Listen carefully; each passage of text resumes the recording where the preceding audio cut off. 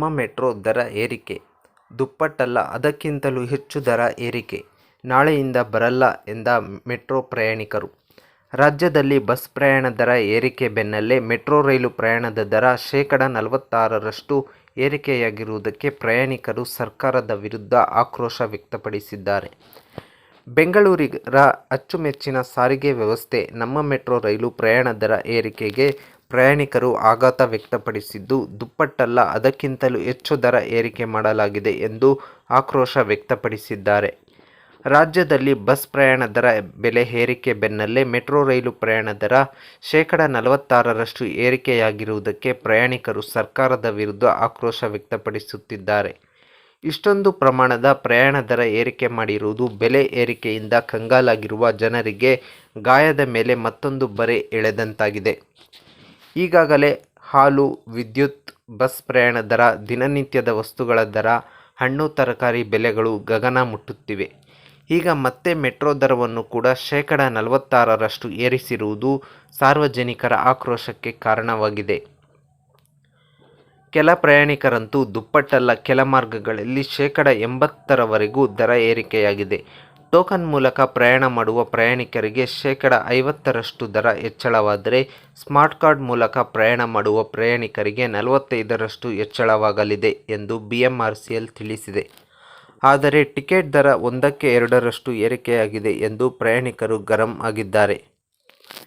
Metro ticket ದರ 1/2ರಷ್ಟು ಏರಿಕೆಯಾಗಿದೆ ಎಂದು ಕೆಲ ಪ್ರಯಾಣಿಕರು ಗರಂ ಆಗಿದ್ದು, ನಾನು ಪ್ರತಿದಿನ 3-4 ಬಾರಿ ಮೆಟ್ರೋದಲ್ಲಿ ಪ್ರಯಾಣಿಸುತ್ತೇನೆ.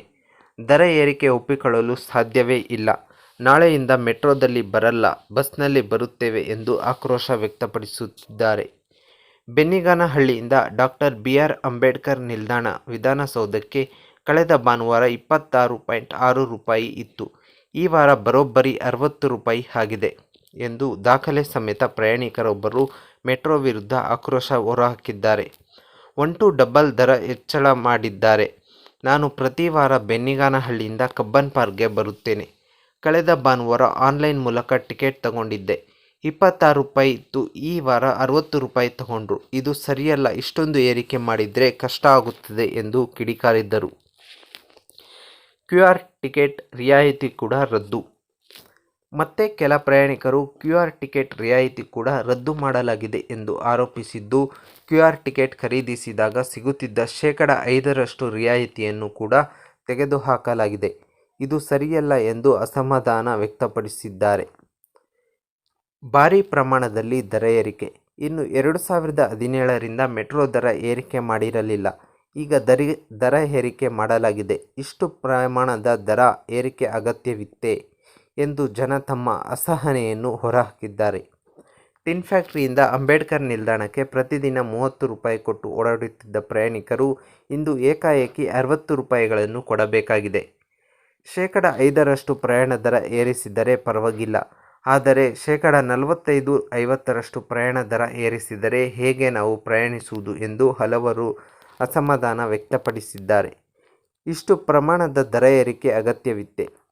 ವಿದ್ಯಾರ್ಥಿಗಳು, ಸರ್ಕಾರಿ ನೌಕರರು, ಖಾಸಗಿ ನೌಕರರು ಸೇರಿದಂತೆ ಲಕ್ಷಾಂತರ ಮಂದಿ ಮೆಟ್ರೋದಲ್ಲಿ ಪ್ರಯಾಣಿಸುತ್ತಾರೆ. ಪ್ರತಿದಿನದ ಪಾಸ್ ಪಡೆದು ಪ್ರಯಾಣಿಸುವವರು ಹಲವರಿದ್ದಾರೆ. ಮಾಸಿಕ ಪಾಸ್ ಪಡೆದು ಹಲವರು ಪ್ರಯಾಣಿಸುತ್ತಾರೆ. ಎಲ್ಲದರ ದರವೂ ಏರಿಕೆಯಾಗಿದೆ. ಇಷ್ಟು ಪ್ರಮಾಣದ ದರ ಏರಿಕೆ ಅಗತ್ಯವಿತ್ತೇ ಎಂಬುದು ಸಾರ್ವಜನಿಕರ ಪ್ರಶ್ನೆಯಾಗಿದೆ. ಮೆಟ್ರೋ ರೈಲುಗಳು ಪ್ರಯಾಣಿಕರಿಂದ ತುಳುಕುತ್ತಿರುತ್ತವೆ. ಯಾವುದೇ ನಷ್ಟ ಏನೂ ಉಂಟಾಗಿಲ್ಲ. ಲಾಭದ ಹಾದಿಯಲ್ಲಿ ಮೆಟ್ರೋ ಓಡುತ್ತಿದೆ. ಹಾಗಿದ್ದರೂ ದರ ಏರಿಕೆಯನ್ನು ಏಕೆ ಮಾಡಬೇಕಾಗಿತ್ತು ಎಂದು ಹಲವು ಪ್ರಯಾಣಿಕರು ಪ್ರಶ್ನಿಸಿದ್ದಾರೆ.